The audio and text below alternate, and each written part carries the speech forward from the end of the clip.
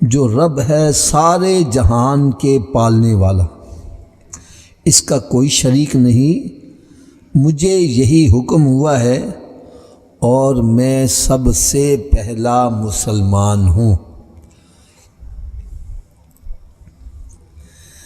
پیارے اسلام بھائیو، آج ایک بڑا اہم موضوع جو آپ کے ساتھ میں نے ڈسکس کرنا ہے، بڑے غور سے بڑی توجہ سے سنیے گا۔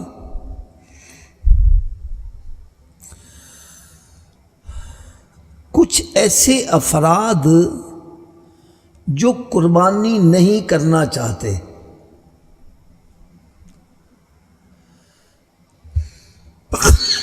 الحمدللہ رب العالمین علی کل حال۔ جیسے جو بندہ نماز نہیں پڑھنا چاہتا وہ ہزاروں بہانے پیش کرتا ہے کہ میرے کپڑے پاک نہیں ہے، میری آنکھ نہیں کھلی تھی، گھر میں مہمان آ گئے تھے، یہ ہو گیا تھا، وہ ہو گیا تھا۔ اور جس نے نماز پڑھنی ہے اس کے لیے کوئی بہانہ نہیں۔ بالکل اسی طرح سمجھو، جو قربانی نہیں نہ کرنا چاہتا وہ بڑے بڑے عجیب قسم کے عذر پیش کرتا ہے۔ ایک بندہ، میں نے اس سے پوچھا بھائی تم قربانی کیوں نہیں کرتے؟ وہ جی یہ سب دکھاوا ریاکاری ہے، یہ دیکھو بڑے بڑے جانور باندھے ہوئے ہیں، اس کو سجا کے جناب پھرا رہے ہیں، ادھر لا رہے ہیں ادھر لا رہے ہیں، یہ سب دکھاوا ریاکاری ہے۔ تو دکھاوے والا عمل تو منہ پہ مار دیا جائے گا، لہذا ہم کرتے ہی نہیں۔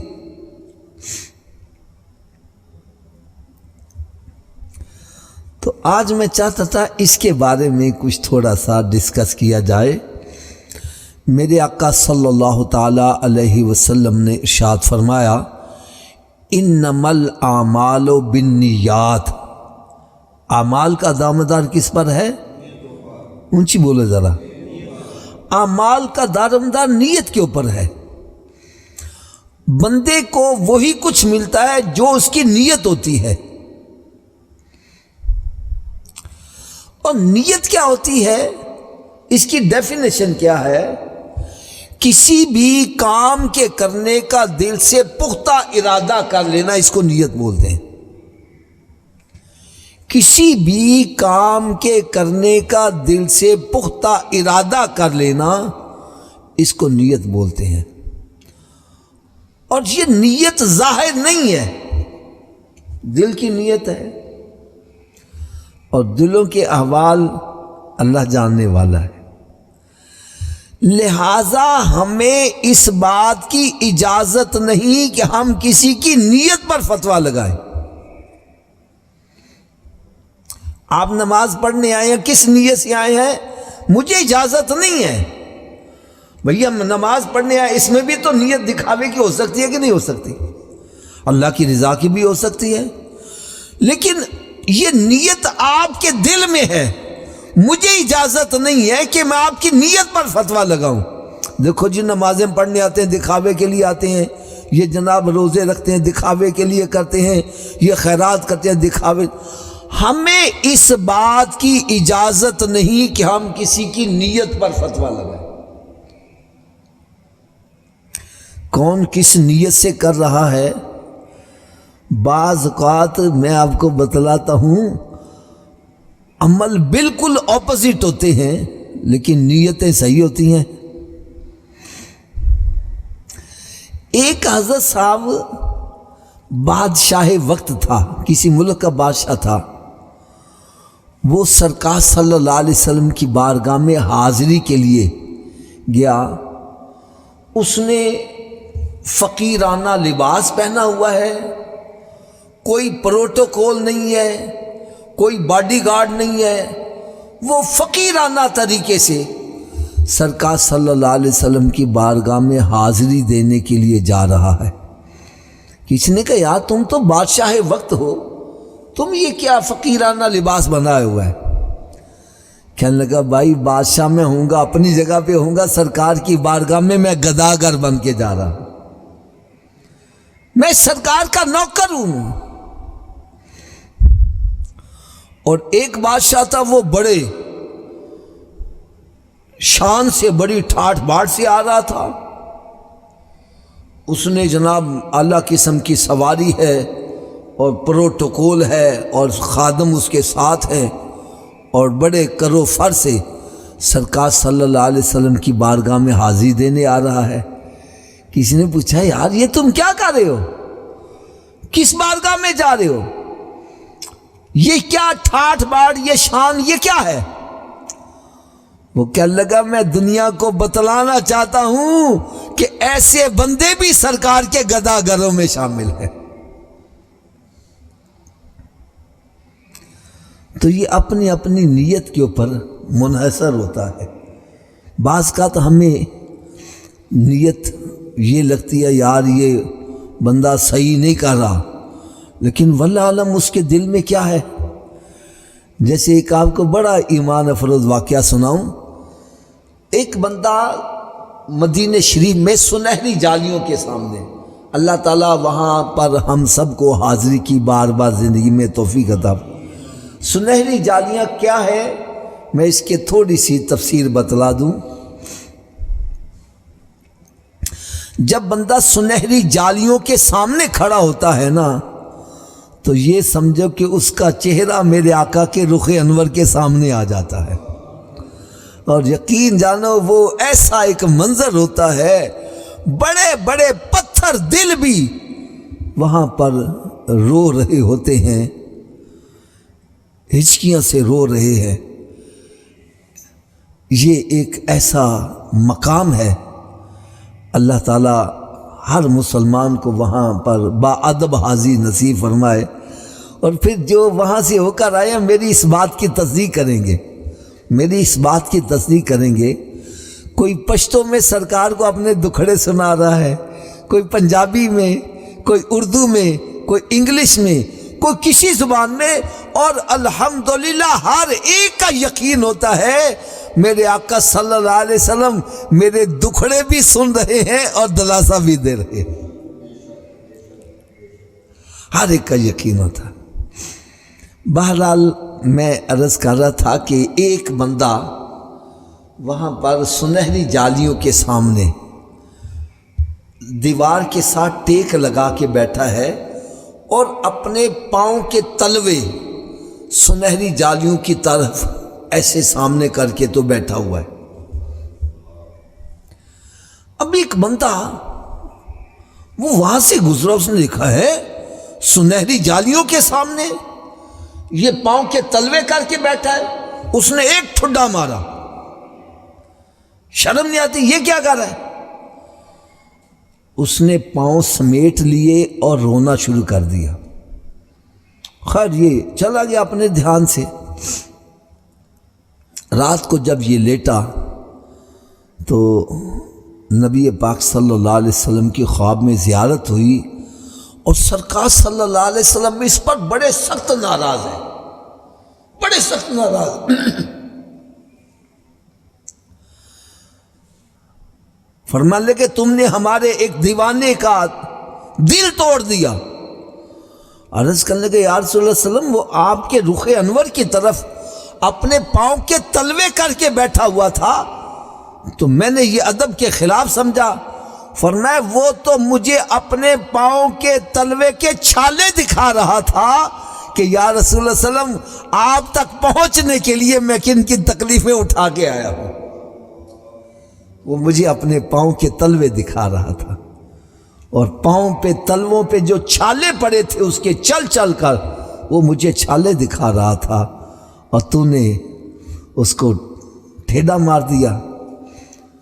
تو وہاں پر بندہ کس نیت سے آ رہا ہے، کیا حساب کتاب ہے، ہمیں کس کی نیت پر فتویٰ لگانے کی اجازت نہیں ہے.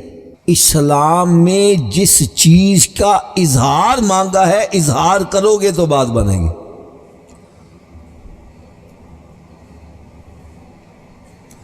جس کو ظاہر کرنے کا حکم دیا ہے وہ کرو گے تو بات بنے گی.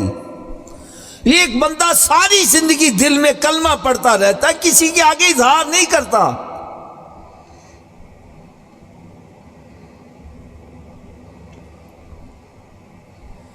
کسی کو گواہ نہیں بناتا کہ میں مسلمان ہوں، کسی کے سامنے پڑھتا ہی نہیں ہے، وہ مسلمان کیسے مرے گا؟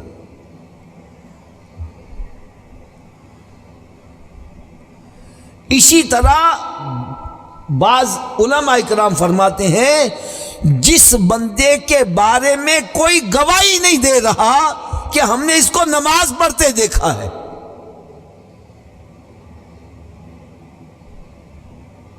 بعض علماء کرام نے تو فرمایا مر جائے تو اس کا جنازہ نہیں پڑھنا۔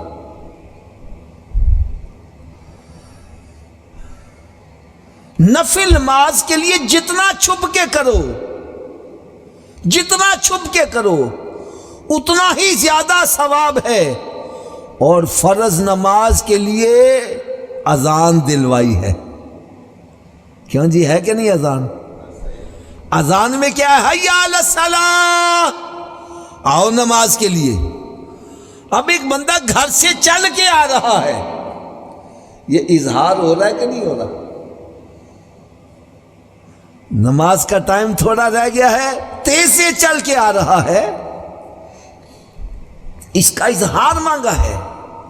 بلکہ حدیث پاک میں تو یہاں تک آتا ہے، سرکار صلی اللہ علیہ وسلم کی بارگاہ بے کس پناہ میں ایک صحابی حاضر ہوئے، عرض کر لگے یا رسول اللہ صلی اللہ علیہ وسلم، میرے محلے میں صرف ایک مسلمان اور ہے، ایک میں ہوں اور ایک وہ ہے، تو کیا ہم اپنے گھر میں نماز ادا کر لیا کریں؟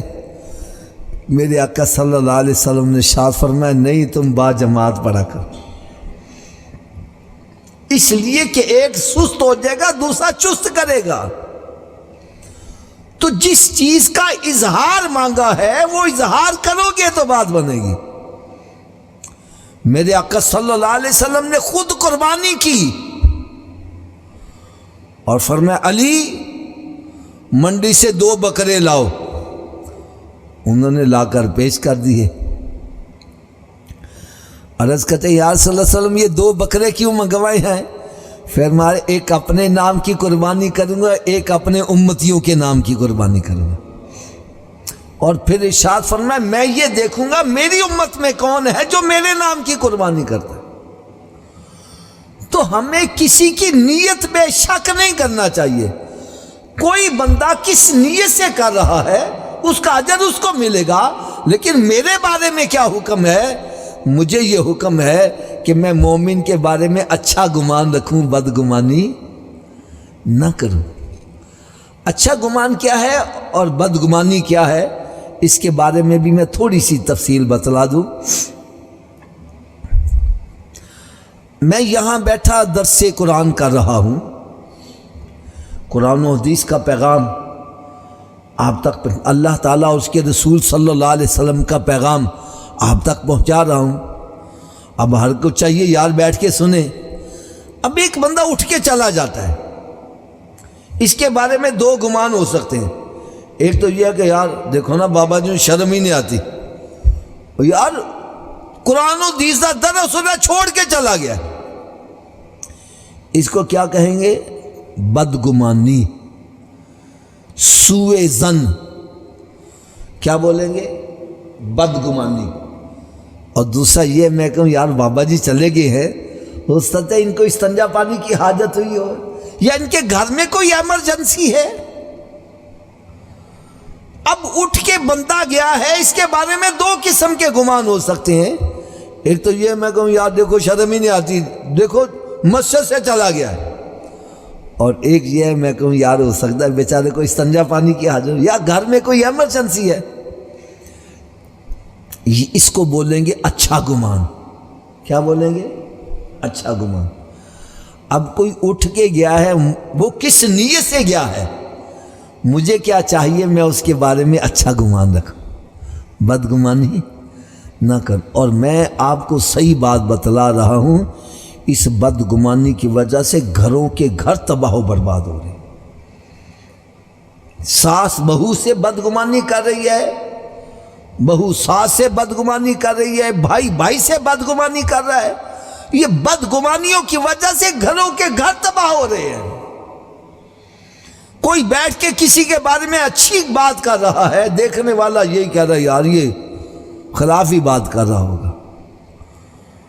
یہ بدگمانیوں کی وجہ سے گھروں کے گھر تباہ و برباد ہو رہے۔ تو اللہ تعالیٰ کے بارے میں بدگمانی کرنا یہ کفر ہے۔ بعض بندے رب کے بارے میں بھی معاذ اللہ کہہ دیتے ہیں پتہ نہیں رب تے ساڈے کولوں ناراض ہویا ہے وے، ساریاں تکلیفاں سانی بھیج دیا وے۔ یہ بدگمانی ہے۔ اللہ تعالیٰ کے بارے میں بدگمانی کرنا یہ کفر ہے۔ رب تعالیٰ تو ہر بندے سے 70 ماؤں سے زیادہ پیار کرنے والا ہے، اس کی طرف سے کوئی تکلیف آئے تو سمجھے یہ میرے بھلے کے لیے آ رہی ہے۔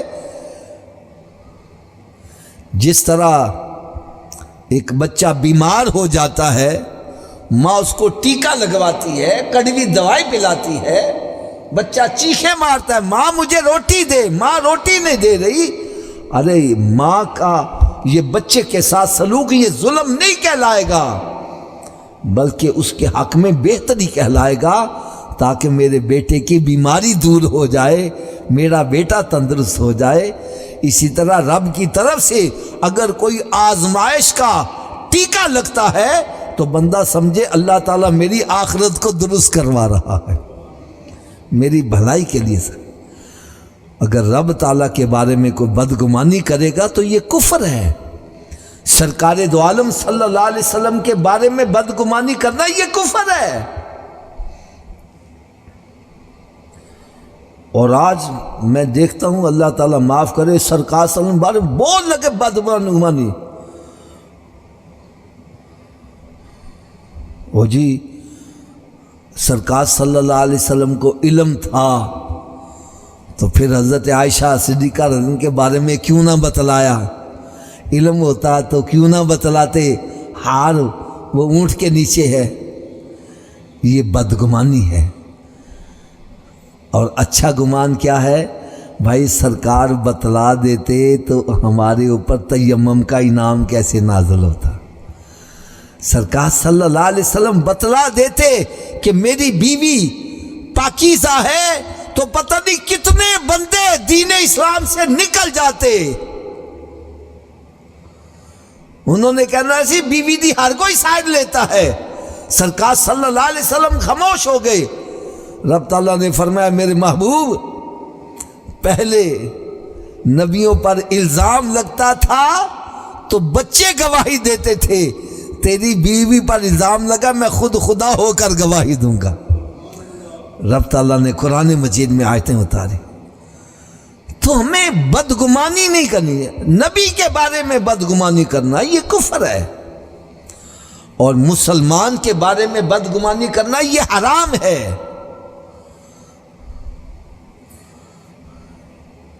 مجھے ابھی تک ایک بندے کا وہ واقعہ یاد ہے، بڑا مالدار تھا، اسے کہا جناب آپ قربانی کیوں نہیں کرنا؟ اور جی یہ سب دکھاوا ریاکاری ہے، ایسے ڈنگر لا کر باندھ رہے ہیں، یہ کر رہے ہیں وہ ہو رہے ہیں۔ اس نے قربانی نہیں دی۔ یقین جانو چند دنوں کے بعد اس کے سر میں درد ہوئی، آپریشن کروانا پڑا، تقریباً 22-23 لاکھ روپیہ آپریشن کرنے والے نے لی۔ یار ہم خوش دلی سے رب کے راستے میں قربانی کرے، کیا پتہ اللہ تعالیٰ اس کے صدقے ہماری آنے والی مصیبتوں کو دور فرما دے، ہماری مشکلات کو آسان فرما دے۔ یار آج یہ قربانی کیا ہے؟ ایک 13-14-15 ہزار روپیہ خرچ کر کے بندہ اجتماعی قربانی میں حصہ ڈال سکتا ہے، اس کی قربانی ہو جائے گی۔ نہیں کرتے، کئی ایسے ٹیسٹ ہیں 20-20 ہزار روپیہ دے کے ٹیسٹ کروانے پڑتے ہیں، علاج تو بعد کی بات ہے۔ تو کیا پتہ اللہ تعالی ہمیں ایسی آنے والی مصیبتوں سے نجات عطا فرما دے۔ تو پیارے اسلامی بھائیوں، ہمیں کسی کے بارے میں بدگمانی کرنے کی اجازت نہیں ہے۔ کوئی بندہ کس نیت سے کر رہا ہے اس کا اجر رب اس کو دے گا۔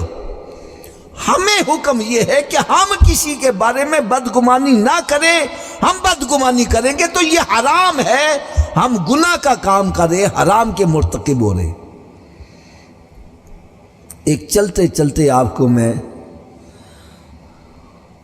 حسن ظن کے بارے میں ایک بڑا ایمان افروز واقعہ سناؤں، اور آپ حضرات اندازہ کرو کہ اللہ کے نیک بندوں کے حسن ظن کا ظرف کتنا وسیع ہوتا تھا، کتنا وسیع ہوتا تھا. فرماتے مغلیہ دور کا ایک بادشاہ تھا، اس نے ایک ٹھیکیدار کو دریا کے اوپر پل بنانے کا آرڈر دیا. پیسے دے دیے، طے ہو گیا اتنے عرصے میں بنانا ہے. اس ٹھیکیدار نے پیسے لیے، کھا گیا، پل بنایا ہی نہیں.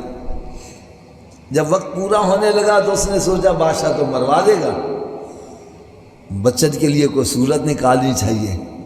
اس کو پتہ چلا بادشاہ اپنے استاد کا بڑا ادب و احترام کرتا ہے، جس سے اس نے قرآن پڑھا ہوگا. خیر یہ اس کے استاد کے پاس چلا گیا اور رونے والی صورت بنا کر کہنے لگا جی بادشاہ مجھے مروا دے گا. پوچھا ہوا کیا ہے؟ کہنے لگا جی وہ میں نے پل بنانے کا آرڈر لیا تھا، میں نے پل بنا دیا، رات کو چور آئے پل ہی اٹھا کے لے گئے.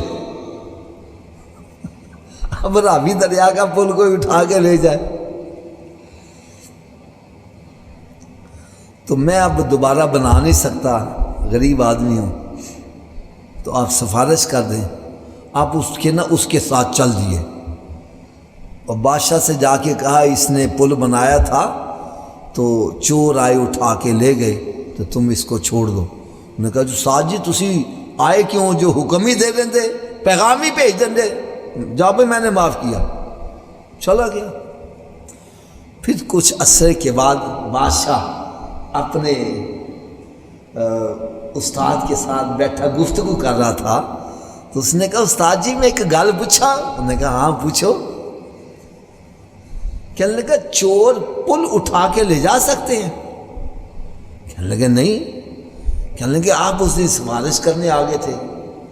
فرمانے لگے میں بھی سمجھتا تھا چور پل اٹھا کے نہیں لے جا سکتے، لیکن میں نے سوچا مومن جھوٹا نہیں ہو سکتا، اس لیے اٹھ کے ساتھ آ گیا تھا. یار ان کا حسن ظن کا ظرف کتنا وسیع ہوتا تھا. اور آج اللہ تعالیٰ معاف کرے، اللہ تعالیٰ معاف کرے، حالت ہماری یہ ہے باپ بیٹی جا رہے ہیں، دیکھنے والا کیا گمان کر رہا ہے، کس قدر ہماری عقلیں پست ہو چکی ہوئی ہیں، کس قدر ہمارا ذہن خراب ہو چکا ہوا ہے. خدا را یہ اپنے اندر سے بدگمانیاں نکالو، مومن کے بارے میں حسن ظن رکھو. اللہ تعالیٰ مجھے اور آپ سب کو عمل کی توفیق عطا فرمائے.